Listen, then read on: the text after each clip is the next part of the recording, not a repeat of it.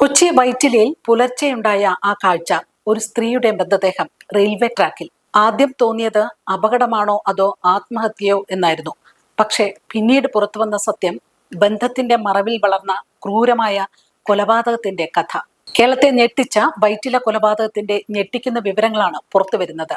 ഒരു സൗഹൃദം, പിന്നീട് രഹസ്യബന്ധം, പിന്നെ ഭീഷണി, ഒടുവിൽ ക്രൂരമായ കൊലപാതകം. ചൊവ്വാഴ്ച പുലർച്ചെ 3 മണിയോടെയാണ് കൊച്ചി വൈറ്റില മേൽപ്പാലത്തിന് താഴെ റെയിൽവേ ട്രാക്കിന് സമീപം ഒരു സ്ത്രീയുടെ മൃതദേഹം കിടക്കുന്നത് അമൃത എക്സ്പ്രസിന്റെ ലോക്കോ പൈലറ്റ് ആദ്യം കണ്ടത്. ഉടൻ തന്നെ വിവരം പോലീസിനെ അറിയിച്ചു. പോലീസ് സ്ഥലത്തെത്തി നടത്തിയ പരിശോധനയിൽ ആദ്യം സംശയം, ഇത് ട്രെയിൻ അപകടമാണോ അതോ ആത്മഹത്യയാണോ.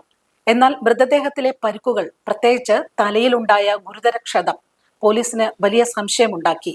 ഇത് അപകടമല്ല, കൊലപാതകമാണ്.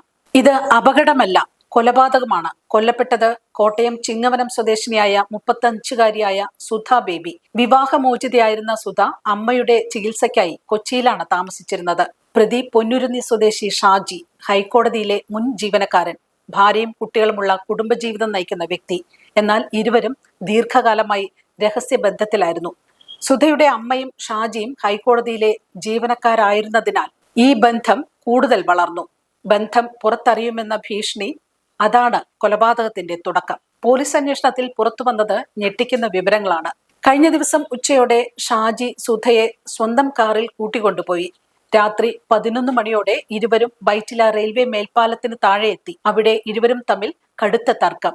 സുധ ബന്ധം വീട്ടിൽ അറിയിക്കുമെന്നും കുടുംബം തകർക്കുമെന്നും ഭീഷണി മുഴക്കി. ഈ വാക്കുകൾ ഷാജിയുടെ മനസ്സിനെ നിയന്ത്രണാതീതമാക്കി. പ്രകോപനത്തിൽ നിന്ന് ക്രൂരതയിലേക്ക്.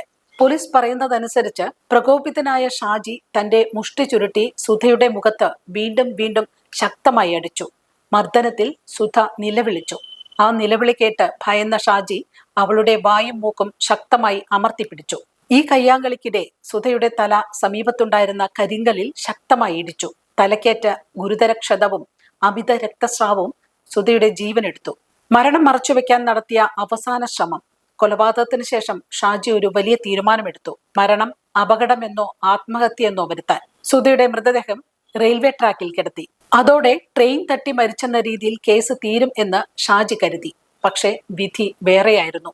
CCTVയും ഷർട്ടിലെ രക്തക്കറയും പ്രതിയെ കുടുക്കിയ തെളിവുകൾ. പോലീസ് സമീപത്തെ CCTV ദൃശ്യങ്ങൾ പരിശോധിച്ചു. ദൃശ്യങ്ങളിൽ വ്യക്തമായി കാണുന്നത് ഷാജിയും സുധയും കാറിൽ എത്തുന്നതും ഇരുവരും ട്രാക്കിലേക്ക് നടക്കുന്നതും പിന്നീട് ഷാജി മാത്രം തിരികെ പോകുന്നതും, അതും ഷർട്ടിൽ രക്തക്കറയോടെ. ഈ ദൃശ്യങ്ങളാണ് അന്വേഷണത്തിന് നിർണായകമായത്. പോലീസ് ഉടൻ തന്നെ കാക്കനാട്ടിൽ നിന്ന് ഷാജിയെ കസ്റ്റഡിയിലെടുത്തു. മരട് പോലീസിന്റെ ചോദ്യം ചെയ്യലിൽ ഷാജി ഒടുവിൽ കുറ്റം സമ്മതിച്ചു.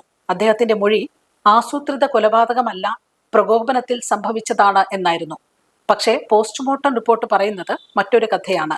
പോസ്റ്റ്മോർട്ടം റിപ്പോർട്ട് വെളിപ്പെടുത്തിയ ക്രൂരത, തലയിൽ ഗുരുതര ക്ഷതം, ശരീരമൊട്ടാകെ മുറിവുകൾ, മുഖത്ത് ക്രൂരമായ മർദ്ദനത്തിന്റെ അടയാളങ്ങൾ, അമിത രക്തസ്രാവമാണ് മരണകാരണം. മുഖത്താണ് ഏറ്റവും കൂടുതൽ പരിക്കുകൾ ഉണ്ടായിരുന്നത് എന്നായിരുന്നു. ഇത് പ്രതിയുടെ പകയുടെ തീവ്രത വ്യക്തമാക്കുന്നു. പ്രതി ഷാജിയുടെ അറസ്റ്റ് രേഖപ്പെടുത്തി സംഭവസ്ഥലത്ത് തെളിവെടുപ്പ് പൂർത്തിയാക്കിയ ശേഷം കോടതിയിൽ ഹാജരാക്കും. ഇനി ചോദ്യം ചെയ്യലിലൂടെ കൊലപാതകത്തിന്റെ പിന്നിലെ മുഴുവൻ സത്യവും പുറത്തുവരുമെന്നാണ് പ്രതീക്ഷ.